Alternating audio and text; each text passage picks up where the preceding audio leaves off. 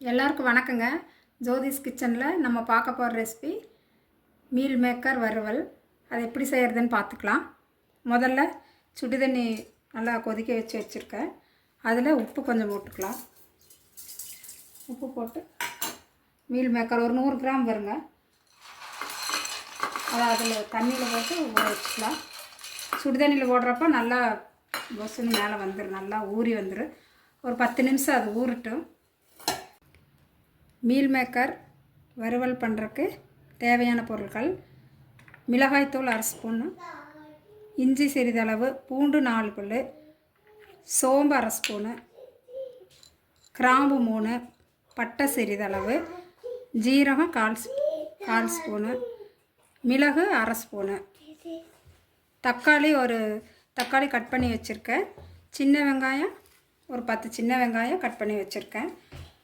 இதுதான் தேவையான பொருட்கள். முதல்ல இதெல்லாம் ட்ரையாக வறுத்து பொடி பண்ணி வச்சுக்கலாம். மிளகு, சீரகம், கிராம்பு, பட்டை, சோம்பு, இஞ்சியும் பூண்டும் நல்லா தட்டி வச்சுக்கலாம்.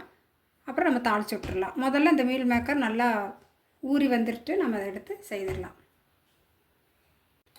மீல் மேக்கர் வறுவல் செய்திடலாங்க. நல்லா ஊறி வந்துடுச்சு. ஸ்டவ் ஆன் பண்ணி பேன் வச்சுக்கலாம். ஒரு 4 ஸ்பூன் எண்ணெய் ஊற்றிக்கலாங்க. கடலை எண்ணெய் ஊற்றுறேன் நான்.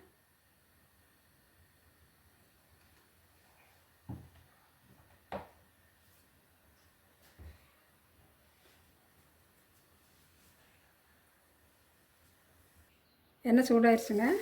சீரகம் போட்டுக்கலாம்.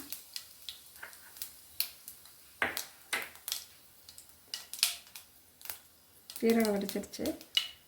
கருவேப்பிலை போட்டுக்கலாம்.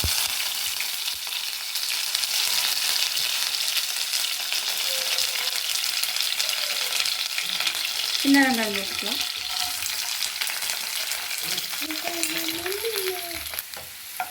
வெங்காயம் நல்லா வதங்கிருச்சுங்க. தக்காளி போட்டுக்கலாம்.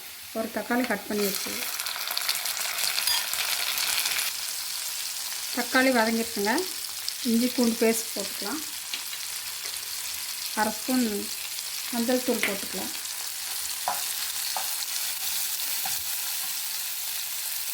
மிளகாய்த்தூள் போட்டுக்கலாம்.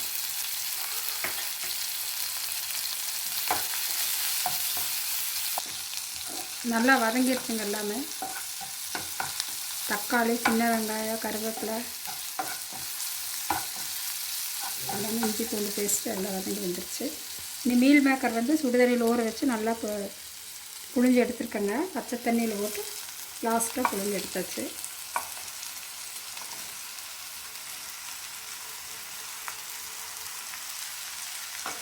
தேவையான அளவு உப்பு போட்டுக்கலாம்.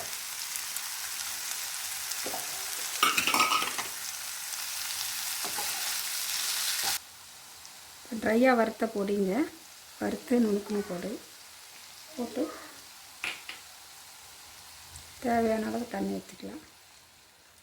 ஒரு 10 நிமிஷம் வெந்தாலும் இறக்கிடலாம்.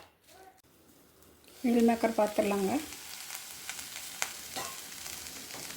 ரெடி ஆகிடுச்சு.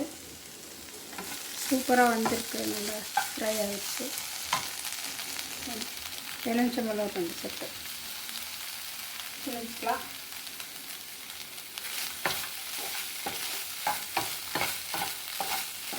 சிக்கன் சுக்கா மாதிரி ஆகிடுச்சுங்க. பருப்பு ரசம் எதை வச்சு சுத்தம்னா நல்லாயிருக்கும். டேஸ்ட்டாக இருக்குது. எல்லாம் ரெடி ஆகிடுச்சு. Meal maker taste பார்த்துடலாங்க.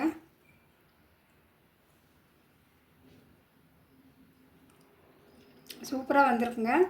நல்லா டேஸ்ட்டாக இருக்குது. இதே மாதிரி நீங்களும் செய்து பார்த்துட்டு லைக் பண்ணுங்கள், ஷேர் பண்ணுங்கள், கமெண்ட் பண்ணுங்கள். மறக்காமல் சப்ஸ்கிரைப் பண்ணுங்கள். தேங்க்யூ.